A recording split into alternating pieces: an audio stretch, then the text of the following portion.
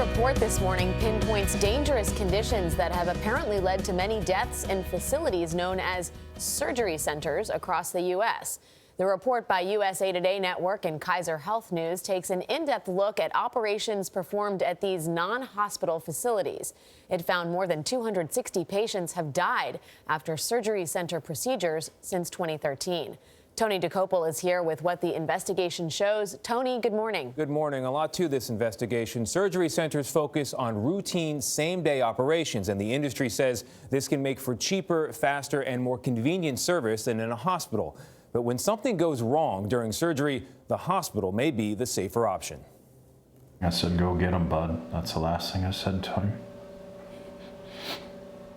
There was no reason for Scott and Sandy Veldhuizen to think they'd have to say goodbye when their 12-year-old son Ruben had his tonsils removed in 2016.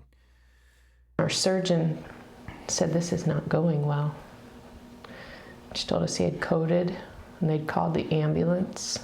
An ambulance because the procedure wasn't at a hospital, but at one of more than 5,600 surgery centers across the U.S. There are now more surgery centers than there are hospitals. We were watching them work on our boy, and one nurse would talk to us,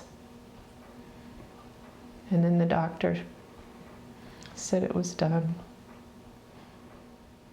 A federal report shows a paramedic who arrived to treat Ruben received no response from the facility staff when she inquired who was in charge of CPR. In response to a lawsuit, the center and one of its doctors claimed Ruben's death was the result of pre-existing conditions, acts of others, or conditions over which they had no control or responsibility. The case was uncovered by a joint USA Today Network and Kaiser Health News investigation, which suggests surgery centers aren't always prepared for a crisis. We had reporters in multiple states who were digging through court records, digging through autopsies, digging through EMS records. Christina Jewett was one of those reporters. Their investigation turned up more than 260 deaths in surgery centers since 2013, ranging from the dozens who've died after routine procedures like colonoscopies and tonsillectomies to at least 14 people who died after more complex spine surgeries. The majority of the cases go great in these facilities, but what we found was that some of the patients are not appropriate for the setting. They might be too sick. Some of the surgeries might be too complicated, and we also found that sometimes the centers just aren't prepared. The report shows inspectors have discovered 230 lapses in rescue equipment or training regulations at surgery centers since 2015. This report is doing a disservice to patients.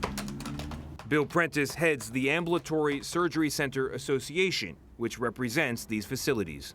If you took that wider view and looked at the number of adverse events that happen in hospitals compared to surgery centers, you'd see that we're in actually a very safe site of service. He says the fact that 90% of these centers are at least partially owned by physicians gives them greater responsibility for everything that happens there. CBS News chief medical correspondent Dr. John LaPook works at an outpatient facility that closely follows the standards of a hospital. We asked if patients should worry about doctors' financial interests. I think if patients are being recommended to an outpatient surgical facility, it's a perfectly reasonable question to say, are you a part owner of that? And if the answer is yes?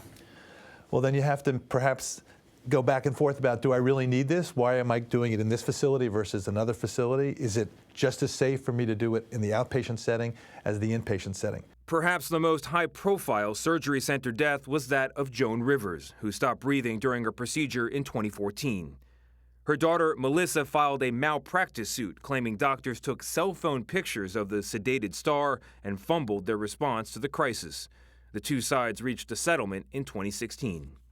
The USA Today Network and Kaiser Health News team had to dig hard to learn about the cases we hadn't heard about. It shouldn't take a national team of investigative journalists to answer these basic questions. There really should be something for patients to turn to find out what is the safest center in my area.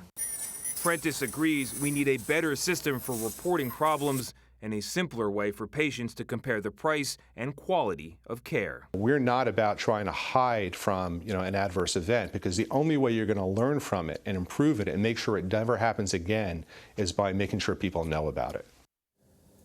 Now, of course, there are risks associated with any procedure wherever it happens. And if you're considering surgery, doctor or a surgery center, Dr. Lepouk recommends asking about backup plans in case something goes wrong and looking how long it would take to get you to a hospital.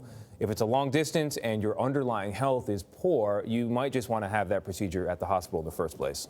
That's very good advice. Indeed. Because I'm sitting here thinking, what do you do? Because you like the cost of it, and you hear people say it's safe, and then on the other hand, when something goes wrong in a routine procedure, that's very scary. What everyone seems to agree on is that more data is needed to determine which of these are the best centers. Well, that's the thing. You're always trying to figure out, get more data about your underlying issue itself, and then to have to get more data about where you get that issue taken care of. More complicated. Very interesting.